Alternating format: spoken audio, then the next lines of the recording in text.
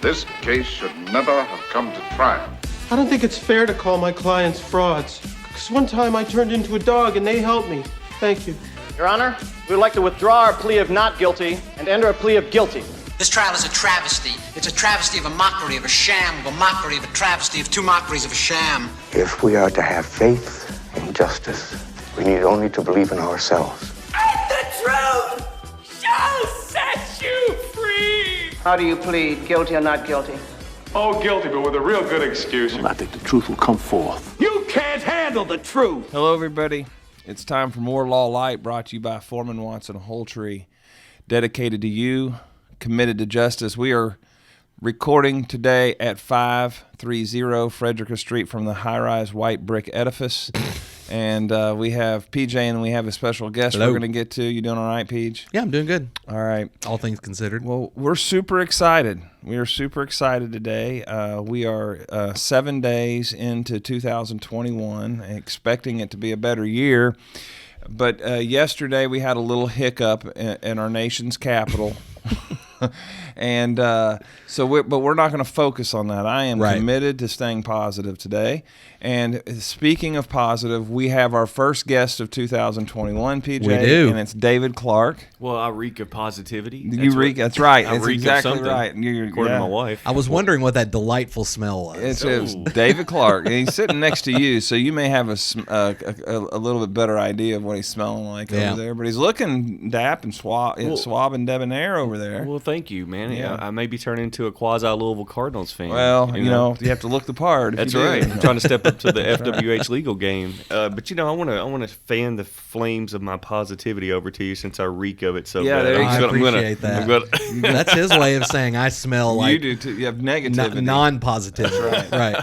Well, anyway, David Clarke, I've known David for a couple years. Yes.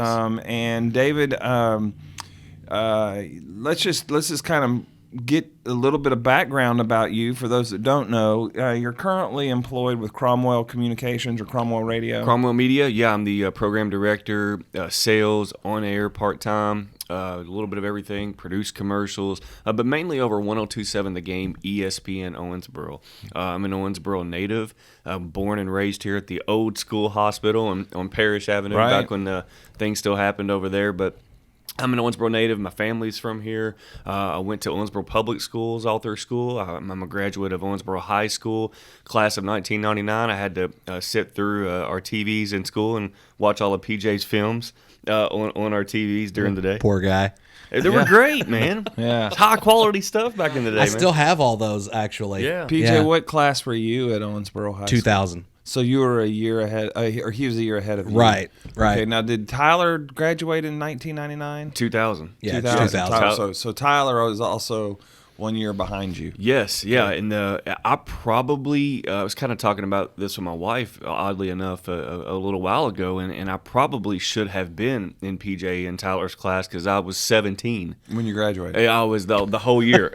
So yeah, I was a young class of 1999, and man, it just PJ can attest to going to Owensboro High School. It was fun, man. It was diverse. It was the hallways were always fun, and times are different. You tell kids nowadays that we didn't have the cell phones, and when I was a senior, and I would say you're probably junior, senior year, PJ, you started to see people walk around with these brick-like devices, right? And they would play Snake on them and text, but they hit the number about 3 or 4 times. Mm-hmm. You'd just started to see cell phones right at the end of my high school time, but it's just amazing the evolution that has come from where kids are now with Snapchat, Instagram, all that jazz. They got cameras on their phone, not just cameras, guys, but high definition. Literally, we'll probably get into this, or I don't know what we'll get into, but it kind of makes everybody a reporter. You have a high definition camera at your disposal at all times.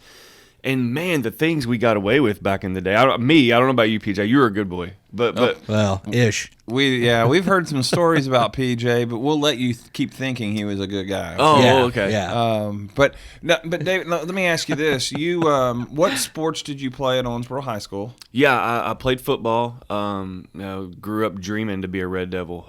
Started going to games when I was a little kid. Was going to Rash Stadium on Friday nights, going to the Sports Center back then to watch basketball games. Was just a part of my DNA, and so I just kind of grew up dreaming to be a Red Devil. Played football. Back then, freshmen didn't really play varsity. They didn't dress varsity, and then Coach Pointer came in and said, "Sir, sit down. Got a question for you." Yes, sir. Yes, sir. It's like freaking, Bill Belichick speaking to you back then. Gerald Pointer, right? And so. You've had a really good summer. You've been to every one of the workouts. See a lot of potential in you. Think you could handle a locker in the varsity dressing room? Yes, sir. Yes, sir. Yes, sir. So that was kind of one of the things. Well, and Coach Pointer, he only coached my freshman year, and then he retired. He has since passed away, but just a legendary figure in Kentucky high school football. His ties with the Bowling Green high school football program. His grandson, he actually even started as the right tackle. I think he just picked up an offer from EKU, as a matter of fact. The Anderson kid, about 6'4", 270. So it's strange to think, a Red Devil figure like Gerald Pointer used to be an assistant at Bowling Green. Now it's, Bo Buchanan, who's related to Randy Embry, was their quarterback a couple of years ago. Right. So these Red Devil Bowling Green purple ties. Yeah. And, when you say Owensboro High School and then Bowling Green High School, you might as well be saying UK U of L. Right. I mean, there is. As recent as a month ago or 3 weeks ago. Thanks for reminding me, Travis. I understand. I sponsored the game.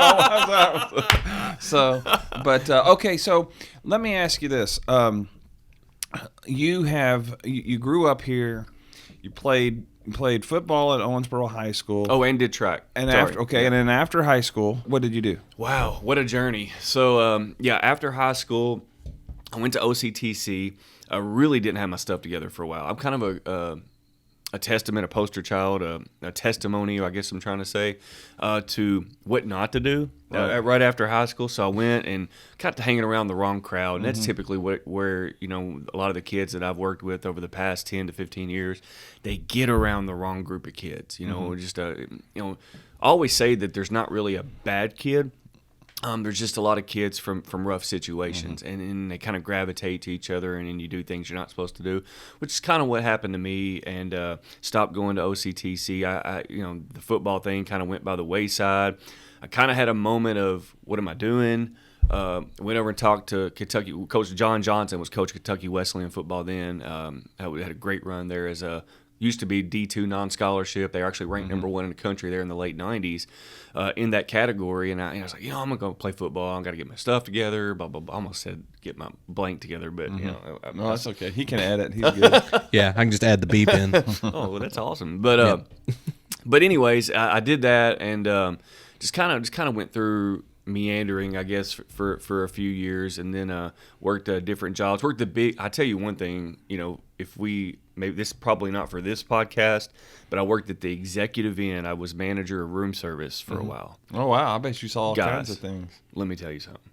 We could have a whole podcast on that. Probably not the FWH Law Light podcast, but a different podcast. PJ's mind is running over there. So you worked at the executive? Yeah, I worked at the executive end, and then I met my wife, and my wife is a 2002 graduate of Apollo High School, and she was already enrolled at the University of Southern Indiana. She knew, like in high school, she knew she wanted to be an occupational therapist. She had done some work at Wendell Foster, worked at the adult day camp, which was at Dizzy Dave's building on Triplet Street. That has since gone by the wayside, and Wendell Foster has expanded their services now, but she knew early on that she wanted to be an occupational therapist. She went to school, and the first year she was in college, we kind of didn't know each other. I knew her a little bit because her brother owns Casey's Rides, the one that plays the Barbecue Fest, Tamarack. Right. They go all over the state. They go through Tennessee. And so I kind of knew her a little bit because I flirted with her, and she's working the basketball shop back in the day. I'm like, hey, what's up, girl? She's like, get out of here, you loser. And I was a total loser.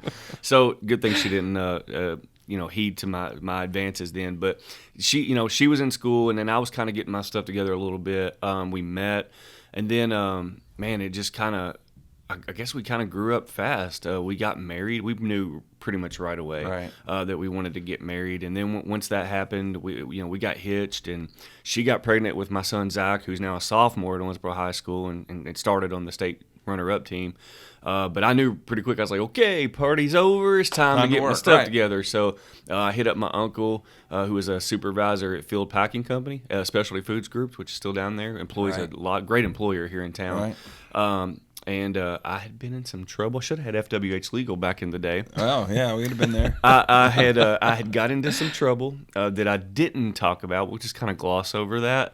And that was kind of the only job. But that's the good thing about SFG is they kind of give people, that are good workers, but maybe just have a little something going on, a little hiccup in the past, give them an opportunity, and that's what I did. I took advantage of that, learned every job in the place, probably worked there, I guess, about 7 years. My wife got done with occupational therapy school, started working for Davis County Public Schools, and I knew that that's not where my heart was, so I wanted to kind of go back to school myself. And that's what I did. I went back to OCTC. That's actually when... So I'm guessing 7 or 8 was when the recession hit, and they had all these funding available for people to go back to school. Okay. So I was able to take advantage of a work. I can't remember if it's a Kentucky deal or state funded thing, but I took advantage of it. Went back to school. Really, it's amazing that you can go back to school later in life and enjoy it the way. And the irony is, I'm in class. The older people in class sit up front. Right.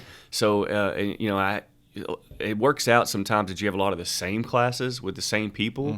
So I've vividly remembers, I'm trying to say, Tanya Iverson, who is the general manager at Cromwell Media. She was doing the same thing. She was going back to school. And we had several classes together, and we would always sit by each other, the adults in the room, and trying to actually make good grades, and we would talk and kind of developed a little bit of a relationship just from knowing each other. And she was married and had kids, and me too. And Jordan Rose, who's in 97X now, he was fresh out of high school, but the big Viking was sitting in the back of class, throwing paper at you, being obnoxious. I know a buddy, Matt Fitzgerald, who's a retired, he's a former Marine, but he's done a lot of work with Toys for Tots. I don't even know what he's up to today, but he was in some of my classes. So kind of the old folks kind of stuck together through that. And my goal, oddly enough, was to be a teacher. I wanted to be I'm a history nerd. I love history. So I wanted to be a social studies teacher,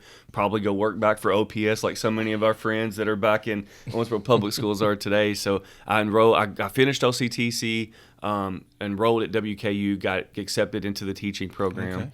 And then OCTC's like, you're such a good person out here, and we really love your energy and your passion. Come work for us. And I'm like, oh man, I don't know what to do here. Like, do I go get this paycheck, or like, do I continue to be in this program? So they have kids. Got kids. Right. Took the paycheck. Yeah. And sometimes I think I'll get to it here in a second, but I probably should have finished the degree first. Right. But man, when somebody's willing to write you a paycheck, it's really hard to say no. And I enjoyed it. I was a recruiter for OCTC. The problem that happened was that the cuts, the post-secondary cuts across the state came in 2011, 2012, I can't remember what year. And then they cut. So like University of Kentucky cut like 600, OCTC cut like 8. So I was like first in, last out, but they wanted to keep me. So I actually went and taught GEDs in the jail, which was really interesting. Wow, okay. So we rocked it. I did that for like a year, and we rocked out. I can't even remember how many GEDs within that time frame. That was through our local jail. Yeah, and that actually was through the Adult Center, which is Skill Train, which is on Frederica Street, for people that know the OCTC building on Frederica Street. So I did that for a while, and it was a grant-funded position. They still wanted to keep me, but then they wanted to put me in Ohio County, and financially it didn't make sense for me to drive out there every day. So I kind of was like, man, I don't know what to do now. So I went and worked, I believe it was at Brescia, BU Online for a while. Had record enrollment. They went from I think like 800 kids or something with enrollment, 900 kids to like. When I left there, they were over 1,200. Okay. And a lot of that was due to the online social work degree. Right. Chris Houck, Shanda LaRue, just a lot of good people over there at Brescia doing a lot of good things. Obviously, Father Larry. I tried to talk Father Larry into doing a football team. He wasn't having it. Oh, I was like, Father Larry, 100 kids times $30,000 a year is $3 million. Where else can you make $3 million? Have a football team. But I was like, no, didn't happen. Didn't happen. But I did that. I did that for a while, and then this crazy thing happened where I met this guy by the name of Stephen A. Turner. He was an old message board poster for local sports, high school sports on a message board, and turns out that they were going to start doing this show on 102.7 The Game and called the Homer Show.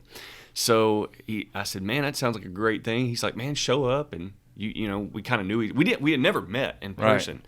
So he said, man, show up and let's get on here and talk shop on the radio. So I mean, if you've never, I'm a personable person, but if you've never done radio and somebody just says, come up to this microphone, and then you push the live button, and then you realize, like, yeah, there's everything. Probably about 10,000 people at the bare minimum listening to me right now. Yeah. It's a little intimidating. Yeah. So I remember just being mortified at first. But we did that, the kind of initial incarnation of what we do now started as a once-a-week show at 102.7 The Game. Right, I remember. And then what happened was we went, golly, why don't we just do this on our own and keep all the money and put it in our pocket? Mm-hmm. So that's what we did.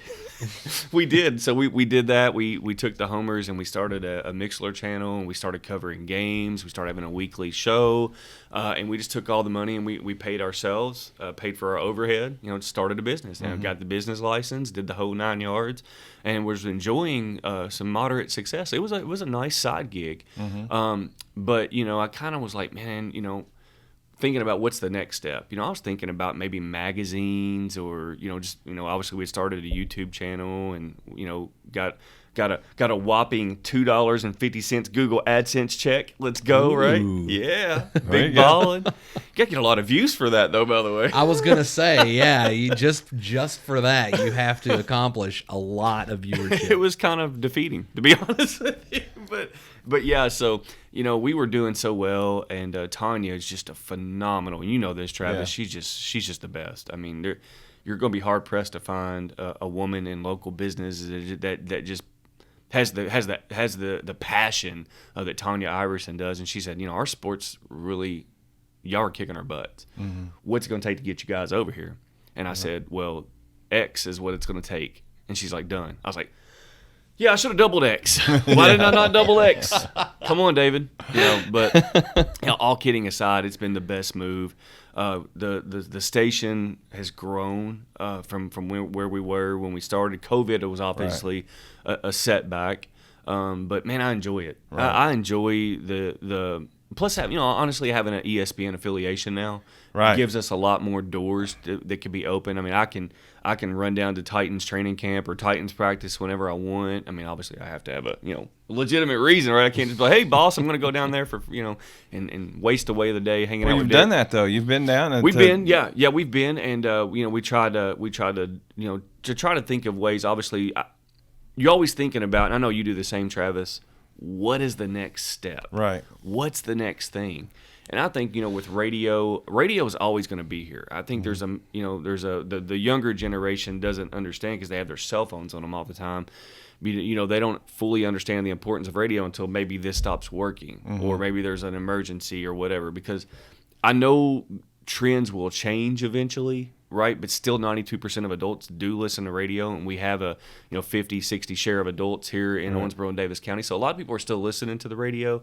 But what's the next thing for sports, right? For me, it's crystal clear. It's video. Mm-hmm. And so we've been working on that behind the scenes, having a video stream. I'm hoping, knock on wood, Travis, I'm going to knock on your desk there, that we have that going tomorrow for the Davis County basketball game. That's an Ohio County game. Right. Hopefully. Well, I know one of the things when the state championship just happened, the week before that, when Owensboro played Frederick Douglass, mm-hmm. I used that NFHS. Yes. And the lead froze. I couldn't watch the game, So I was going over and I was watching the end of the Bowling Green game to see if they won, so I would know who we played if we won, And I remember thinking, man, there is a market for being able to have video feeds to live, to our local games and that kind of thing. And so I think you're wise there. One of the things I want to talk about, though, is the importance. You guys, it amazes me, David, when I get together, and PJ's the same way with movie stuff. Like, I mean, it's just like you pull it out like it was like such good recollection of movie stuff. Okay, so you guys are the same way. When I get together with you, of course, I wasn't raised here. I was raised in Pensacola, Florida. Oh, poor guy. Yeah, and must have been rough. Incredible athletes down there. The locker next to me, by the way, all through my high school was Roy Jones Jr. I was going to ask you if it was Roy Jones. Roy Jones, because they did it alphabetically by class, and he was in my class of '88. You know him? Booker T. Yeah, in fact, I don't have it here, but when I moved from Florida, he signed and wrote me a nice note. So his nickname in high school was Lil Sugar, because of Sugar Ray Leonard. Yeah. And his name was Roy Sylvester Jones Jr., a.k.a. Lil Sugar. And but Roy Jones. Anyway, I'm down in Pensacola, so I don't know a lot of the local sports. I don't know the history, but when you guys get together, you talk about the history of sports in Owensboro and the athletes that have come out of Owensboro and represented Owensboro in the professionals, and a lot numerous in the college level, and then some to move on to the pros. But one of the things that I don't think people understand is that investing in those kids by just sponsoring a radio show or sponsoring a video feed of their game, how important that is. Because their name and the sense of accomplishment that is attached to being whatever's done on the field or the court, or the track, and it being broadcast out. Right. Because print media, I mean, let's face it. We used to wake up the next day just to look for that little thing in the newspaper to see if we had if it recorded our 2 hits in our baseball game. Right, right. But now, man, they hear their names on the radio. They have somebody that is. You can go back and listen to it on the Owensboro Radio app. And so it's so important to show that investment in kids' lives and sports. And that's one of the things that I think Cromwell does an incredible job with. And that's one of the reasons we've partnered with you guys is to do that. And but one of the things I wanted to talk to you about is how the involvement in the community. One of the things we pride ourselves in at Foreman Watson Holtree is being involved in the community. Right. But it's gotten to where every time I show up somewhere to do something in the community, Cromwell is there as well. And so speak to that piece for a second of why that's a focus of Cromwell media being involved. I mean, I know the sports coverage and all that. That's a job, and you see the importance of that, and you need help getting that done. But just from the Cromwell media standpoint, why the involvement in the community? Well, local is what drives the bus. I mean, we want to be as vested into our own community as anybody. I mean, at the end of the day, we may have some nationally syndicated shows across our radio stations, but at the end of the day, we want to be here to help shed light on the needs of the community. We want to be here to help raise awareness for our homeless shelters or raise awareness for any. Our nonprofit spotlight, our volunteer Owensboro spotlight that we do on WVJS, WBIO. That's to highlight the many needs of the nonprofits across the area. I mean, right. There is a massive need for help, and that's what I think separates Owensboro and the surrounding area. Because when I think of Owensboro, I don't think of just the city. I think of our immediate surrounding counties. Yeah, for me personally, and I didn't think this way, probably a couple of years ago, but I think of Tell City, and I think of Rockport, and I think of Hancock County and Ohio County. I think of all of this as the Owensboro area, right? And there's just the people in this area are so incredibly generous, but the people of this area also need to know what the needs of the community are, and that's kind of where we step in and say, okay, what's going on out there? How can we better inform the people of who needs help and to shed spotlight and to maybe, if there's a problem, Mel Ford in the newsroom, she's able to let people know about the craziness, the goofball that spray painted the mural down there the other day, she's putting that up immediately. So, we want to create awareness and we want to give back to our community. Right. That we live here. Right. Like this is It's an where investment. this is. I mean, Owensboro at the end of the day bucks a lot of national trends, and people could say, well, that's Owensboro lives in the past. Blah blah blah. It's always 10 years behind. Blah blah blah. I don't know if you've looked around the country lately, but I don't mind being 10 years behind. I'm cool with that right now. I like peace and chill, and Right. I like when people still, if you're broke down on the side of the road, I like that somebody will pull over and help you. Still help you. Yeah. Yeah. So Now, PJ, you've been saying so much today. I have. I wanted to give you an opportunity. Is there anything you wanted to ask David, or anything that come to mind as we've been talking? I don't want to just shut you out over there. I mean, it looked like you're watching a clock to see how close we are to being No, done. I'm just watching the audio levels, Okay. honestly. I knew I wasn't going to say a whole lot today because I figured there would be not just him talking about his history, but also a lot of sports talk. And you know me, I'm a huge avid sports fan. Yes. Yeah, in fact, what's coming up, PJ, is we're going to have the Super Bowl show that we do. Oh, yeah, I where we cannot get everybody wait. in and have them make Super Bowl plays. Last year we asked PJ a simple question. Like, before we started bringing guests in, Dave, we said, all right, who is playing? Crickets. It was crickets. He did not know. I had to make up some. Yeah, team he made names. up some team name. He made up team names for the Super Yeah, Bowl. and one of them actually ended up being a real team, but it was like a Florida basketball team or Yeah, something. he did name a team, but it was a NBA team. Yeah, was it the Magic? Orlando Magic? No, No, I it don't. was the Devil Rays. I think it was like the Marlins. Marlins. It was That's the what it Miami was. Marlins. Yeah. Let's So that's- go. Yeah, so that's Well, baseball, right? yeah, it was baseball. Okay. You're a movie guy. Yeah. Top 5 movies. Let's go. See, that's the prop. Every time I get asked this question, because I do a lot of interviews and things, because Yeah. doing the independent filmmaking, I'm constantly doing interviews and all that. So I get asked this question a lot. And let me put this in perspective. I own probably somewhere between 3,500 and 4,500 movies. There you go. Solid on right there. Blu-ray. Yeah, Blu-ray, DVD. I even have some VHS, but I updated most of my movies, so it's mostly Blu-ray and DVD. I guess if I was stuck on an island, Ghostbusters would be one. Remake's not out yet, right? Or the new one? Well, yeah, the remake I mean, or the new one. the reboot did, but the newer sequel Right. is not out yet, which is killing me because kind of the way you guys feel about sports when you watch sports, you get that visceral, physical reaction seeing things. I do the same thing with movies. And when the trailer for Ghostbusters Afterlife came out and I watched it, when the siren for the Ecto-1 kicked in, I started crying watching the trailer. That's the reactions I get. When I get super excited about a movie coming out, I cry. I don't know why, but that's my physical, goosebumps and crying. Well, Bill Murray's son coaches at Louisville, right?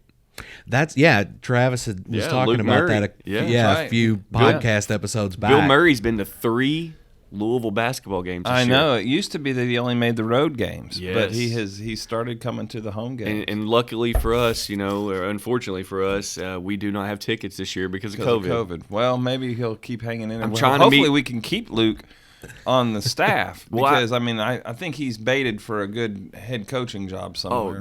There's no doubt. I'll give you my 5 real quick. Are you ready? Okay. All right, number 1, the undisputed champion of the world, Forrest Gump. That's your favorite. I love Forrest Gump. I could watch. I've literally probably watched it 50 times. I mean, I could quote that movie. It's absurd. Number 2, you're gonna laugh at me for this one though. Boogie Nights. I love. I wonder why. Well, I get that part of it, but the story is so it sucks me in. Oh no! Can we edit that? We're keeping that. No, it is a great film, and John C. Reilly is awesome. Oh in my that goodness, it's unbelievable. And then so you're a horror guy, and still for me the one that just got me when I was a boy. Sorry, I'm messing your mic up here. A Nightmare on Elm Street 1, the original. Yeah, that's the one for me that sucked me into the horror genre. Okay. And then 4 on my list is The Program, which I don't know if you remember that, Travis, that Steve Latimer, Omar Epps, Halle Berry, all those guys. That's kind of one. And then 5 for me is a little. I don't know that I have a definitive number 5, but I would probably lean. This is gonna sound crazy, but Elf. Oh, well, You we know, should have brought him in. Yeah, for you the should have been here Christmas. for our Christmas movie bracket. We had a Christmas movie bracket. Yeah. And we went. We started with 32 movies, and each week we, did a single elimination. Yeah. And got it down to. It was Home Alone versus National Lampoon's Christmas Vacation. But Elf made it to the final four. Elf made it to the final four. Yeah, Elf made it to the final four and got beat, I think, by beat by Christmas Vacation. Oh, it's blasphemy. But now No. the good news is You sit on a throne of lies. The good news for Elf, yeah, there you go, quoting the movie, good. But the good news for Elf is that Christmas Vacation is now in the Hall of Fame, and so next year's bracket, Elf is a leading candidate to be a winner. Right. I mean, they're right; it's right up there. But we're going to do another one next year. We'll bring you in for one of the voting days. How's that? I'm excited absolutely about that. should, yeah. I just want to know, because you're a horror guy, right? Mm-hmm. I want to know when we're going to get the almighty alliance of the two powers to be, to have PJ Starks come together with Daniel Benedict and make the ultimate Owensboro horror movie. When's it going to happen? Probably never. And No! the only reason here's the thing. I like Daniel. I really do like Daniel. Daniel and I are friends. Here's the thing about Daniel, though. Daniel Also a fellow Red Devil. He is super competitive when it comes to the filmmaking side of things. Yes.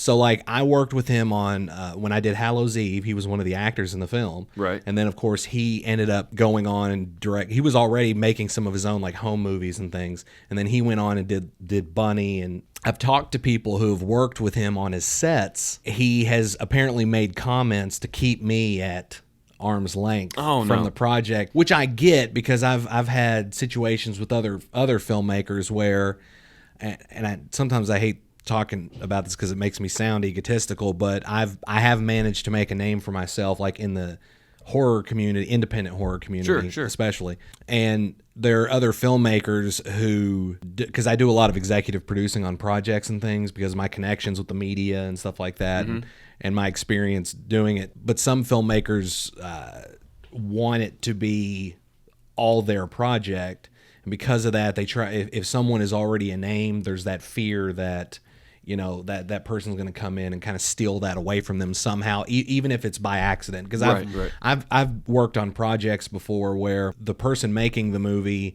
hadn't made a name for themselves yet, and because I was already a name, when the media stuff started coming out, the way it was written by the press, it almost made it sound like it was my film. And there is a level of ego that's involved when it comes to artistic endeavors. Sure. And some handle it better than others, but the ones that have a more difficult time with that, they've really gotten bent out of shape, and they'll contact me and bitch me out, basically saying like, why is it saying that it's your movie, or why does it feel like it's alluding to that? And not saying that that's necessarily Daniel, but I know that he's wanting to make a name for himself. Right. And I think he's going in that direction. Yeah. So that's why you really haven't seen us work together.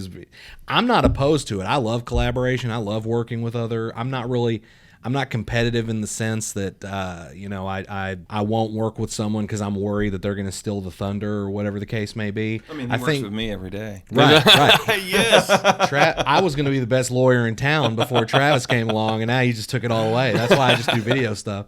And now I've never actually talked to Daniel about this. Some of this is just talking to people. He's listening right now. I'm sure that he's worked with. So, and it's never been anything that I would consider, like, he's never said anything negative that I'm aware of about me. It's more just like, I want to keep this mine. There was one time though, it was after he had finished Bunny, and he was trying to get a premiere set for it, and he was having a really difficult time.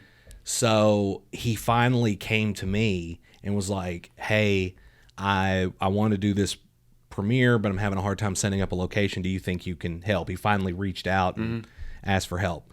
And I said, sure. I wanted to get something out of it in the sense that, so if I was going to do all the groundwork and the hard work setting this up, because I was going to get him a premiere set up at the Malco. Yeah, right. My company, it's Blood Moon Pictures now, but at the time it was Verite Cinema. And I said, if I want the event to be Verite Cinema presents the premiere of Bunny or whatever, but I wanted the event to be my company presents, and he wasn't gonna have it. Right. So he was like, thanks, but no thanks. And then went away, and then came back when he was still having a difficult time. He was like, okay, we'll do it. And so I ended up setting it up, and he had the premiere at the Malco for his movie and everything. And This is fascinating. yeah, I'm all in right now. But that was yeah, that was the last time that we ever, I would say, worked together or partnered together on a. But if we're in the same room together, there's no like animosity or anything. Like Right. I said, I consider Daniel a friend. He's just seems to be really competitive when it comes to. Well, I've never heard of him, filmmaking so stuff. there you go. I think it's always good when you have competition. Oh, I absolutely. think competition brings out the best of us, whether it's film or sports or law. I think that if you're not being pushed in some way, you're not going to be the best version of yourself. That's exactly so right. I think that's healthy. And you know, if we can put an embassy in Jerusalem, the U.S. embassy, we can broker peace of the right. of the Owensboro exactly film right. community. Well, it has. If we could sit here and talk all day, I mean, we all have our passions, you know, and one of the things we've kind of drifted from on this show is any real legal discussion, but that's one of the things we wanted to do this year was bring in some guests to show different aspects of our community, because we value being involved in the community, and one of our tools, one of the biggest and best tools in our tool chest for being active in the community is our relationship with Cromwell. So, David, thanks for coming over today. This quarter, Foreman Watson Holtree is focusing on the word dedication, and you know, from an athlete's perspective, there, you know, you can talk all you want, but your dedication will show on the court or on the field, you know. And that one of the things we're really delving into is, what does dedication look like from a law firm perspective? And PJ and I were discussing the other day, it was a part of an interview he was doing of me, but you know, dedication is what you give your time to, it's what you put your focus on, and it is being willing to take risks. And we feel like the partnership that we have with Cromwell allows us to demonstrate some of that dedication. You know, dedication to our trade, dedication to our community, and most importantly for us, dedication to our clients. So thank you for coming over today. Well, thank you. Anytime. Yeah, This is great. yeah. Like I when we talk shop anytime. Yeah, I so- love it, man. well, Foreman we, Watson Holtree is the standard, you know. And I'm not just saying this because I'm sitting here, but you know, I feel like, you know, when people think of law in this town, there's no doubt that Foreman Watson Holtree's there at the top of the list. And you know, because you all are a part of this community. You're everywhere in this community, and people know that. They recognize those things. You know, you can have lip service, you know, and I'm not going to throw shade at anybody, but there's other companies of different kinds throughout the town that maybe aren't as invested, that if they would just invest a little bit more, I think it would show their commitment, I guess is the best way to put it. For what is it I said about the, you know, jumping in when I text you about wanting to sponsor the Owensboro Bowling Green, you know, the state championship, and I was like, you know, you have to put your money where your mouth is sometimes, you know, and so we will continue to do so. All right. So this has been our first big episode of Law Light in 2021. Yep. And you know what? I congratulate all three of us. We all get a fist bump to each other. We made it through this entire show and didn't talk about the nonsense that occurred yesterday. Right. Or COVID. Or COVID. It was mentioned, but it wasn't about it. You know, Right. it's just, yeah. So there we Right. go. Let's stay positive. Let's keep, you know, pressing forward. Yes, PJ. Well, I was going to say, one thing I would like to do is we need to start having more radio personalities come in. Because they talk. Exactly. Right. This is going there's a level of editing that takes place when you do a podcast. There's, you know, dead space and things of that nature. You talked nonstop and it was all good, but the whole time I'm like, man, this is going to be the easiest editing job I've ever had on a podcast. This will be the easiest podcast I've produced yet. I don't think we should bring Brian Jackson over there, because you would have to do a lot of editing. yeah. And you definitely are probably going to hit politics at Yes, some point. if he'll bring him up. Yeah, and he'll call me PJ O'Rourke the whole time. Yeah, he calls him the wrong name. So Does he do that just to aggravate you? No, I think he really thinks my last name is O'Rourke. When we were doing that donation drive-through last time, he goes, hey, you should come on the show real quick and we'll talk about that. And you got that movie coming out. And I said, yeah. And so he brings me in there, and then he does this like 5-minute interview with me, and the whole time he keeps calling me PJ O'Rourke. And then when I came out, I think weren't you and Steve were in that room, and then Jordan came out and started teasing me. Yes, about I remember now. calling me PJ O'Rourke. Yes. Yeah, well, O'Rourke. Hey, if that's Brian's only flub, then we will let him get away. I mean, with St. it, Patrick's Day is coming up. That's right. That's true. That's true. You should get a shirt that says PJ O'Rourke. That would be phenomenal. Ironically, my family, my lineage is Scotland. Oh, so, wow. yeah. Have you watched Outlander on Netflix? No, you should not check yet. that out. I should. Solid. There's so many good shows. It's almost impossible to. Well, it's all keep about up. the Scotland. It's all about the British Empire at the time and the conflict that was going on there. Braveheart would be another desert island movie. Take my freedom. Yeah, I love. All right, we got to stop. All right, we gotta this, go. We're gonna go. This has been a whole lot more Law Light, brought to you by Foreman Watson Holtry, FWHlegal.com. Dedicated to you, committed to justice. This case should never have come to trial. I don't think it's fair to call my clients frauds. Because one time I turned into a dog and they helped me. Thank you. Your Honor, we would like to withdraw our plea of not guilty and enter a plea of guilty. This trial is a travesty. It's a travesty of a mockery, of a sham, of a mockery, of a travesty, of two mockeries of a sham. If we are to have faith in justice, we need only to believe in ourselves. And the truth shall set you free! How do you plead, guilty or not guilty? Oh, guilty, but with a real good excuse. I think the truth will come forth. You can't handle the truth!